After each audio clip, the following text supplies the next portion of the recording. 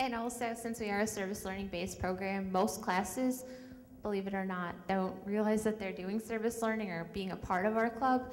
And so sometimes, like, the business classes will help create, when they're learning how to create brochures, they'll help us create ours. Sometimes the English rooms help us edit our grants. Speech and debate teams sometimes join us that like to public speak. So it's just, once we start kind of reeling them in as well, they get fired up about it. A couple of questions, and it's more perspective from a young adult's vantage point. I do want to thank you guys for everything you're doing. It's really phenomenal, and thank you for taking a stand and being a leader in your own community, in your own school. What can we do as we continue to look to improve driver's ed and continue to move down the same road that you guys are doing, implementing different things where you sign and commit not to drive and drink, not to drive without your seatbelts? What can we do on a daily basis? Something simple. Does a keyring work with the young adults? Does a sticker on the window work? What, in your view, gives a daily reminder of everything that you're teaching to your fellow students, so when they enter into that car, they remember the video you showed them, they remember the commitment they signed? What can we do? And I guess it's so generic because we've sent out key rings and they don't seem to be something that the young adult wants. Is there anything that you can think of that we can do to help you in your endeavor? I think this isn't really a object or some sort, but I think just setting a good example for the younger generation. Kids are going to follow whatever you do. If you're talking on the cell phone, odds are your child or younger youth is going to do that. So I think just setting the example, setting the groundwork. If you have a child that's starting to drive or someone that's close to you that's younger that's starting to drive, just being able to enforce those graduated driver's licensing rules. I know it's a big problem in our community that not a lot of parents are educated on it or do their research on it. So I think just being up to date on that stuff and just acting as a good role model. And from Illinois, we're very fortunate to have a graduated driver's license program that's one of the best in the country. But if you really feel like that your state doesn't have enough laws or the curfew is way too late, you can contact your state senator and help us to spread the message that the whole country needs to have very tough graduated driver's licenses. And being aware of Youth Voice, which we're doing now. Thank you for listening to us. Do you think because of your involvement in the teen traffic safety piece that you have impacted your behavior or even your families or your friends by being involved? Absolutely. Whenever I'm in the car with my friends and they start to reach for their phone, I always take it away from them and say, hey, I'll text that message for you because I'm not driving and I don't want to die. And I've always had buckled up my seatbelt, so that's never been a problem for me, but sometimes family members will forget to do it, and I won't start the car if I'm driving until everybody has their seatbelt on. I believe also absolutely that it does change behaviors because my own behavior, like I didn't really have an issue with seatbelts. It's something I grew up with that was very strictly enforced in my household. And with cell phones, I wasn't even allowed to get a cell phone until I was the age of 13, neither was my sister. And then when we did get cell phones, we were very limited on our texting. But I feel like even with my friends, because of all this, that we do affect our friends, and we do, because we say, I'm not going to let you text while I'm in the car, I'm not going to let you put a seatbelt on.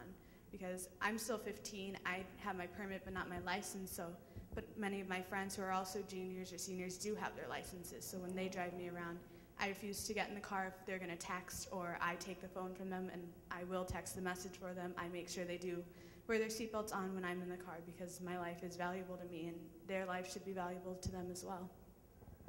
I think one of the neat things that we always tend to realize after some of our assemblies is that we have students come up to us probably a week or so later telling us that what we had taught to them, although they might have been the goofball in the back, not paying attention, or trying to impress their friends that they were thinking that this stuff wasn't cool, that they were really paying attention. We had a boy came up to me after our prom week of awareness telling me that he had been drinking at his after prom party and realized that it just was our voices going through his head. Don't drink and drive. He had all the statistics going through his head. And keep in mind, this boy during the presentation wasn't paying attention, was, you know, goofing off with his friends. But he told us that he had walked home instead, and that probably saved his life. And also, we had another boy that never wore seatbelts. And after we did a seatbelt simulator at our school, where we have this, it's almost like a seat with like 2 seats combined, and you can like buckle up, and we were telling them about the different seatbelt statistics and crashes.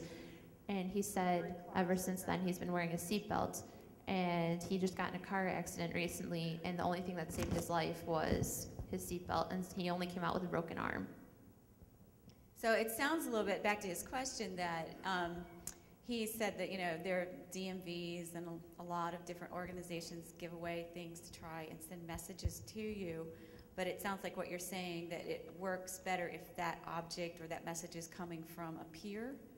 So maybe an answer there is that if you're going to be sending a message, and we hope that you are, to the youth, is work with the youth and get the youth involved in the process, and so that whatever it is that you're trying to distribute, that it's not coming from an adult's mouth or hand, but instead from a peer's position on that. So if we look at, if you want to make it as more specific to this audience, girls, how would you tell them specifically at a DMV or a local law enforcement, their school might not have what Jacobs High School has?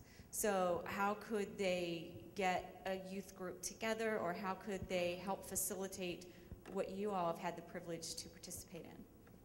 Well, sometimes I know for our community that during the year there's some weeks where a lot of kids get their driver's license all at once.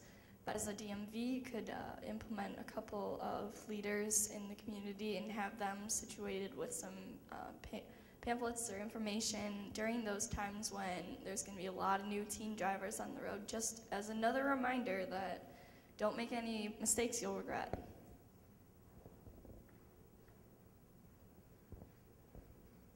Yes, Laura, you said you got this vision, and then you were in 6th grade. What were your first steps? How did you got impassioned to do that? How did you make that happen?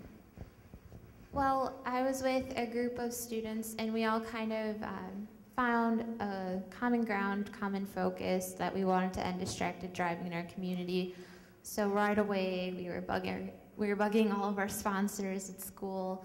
We found some new ones that we knew were very passionate about safe driving, our driver's education teachers, and then we started forming kind of a small coalition.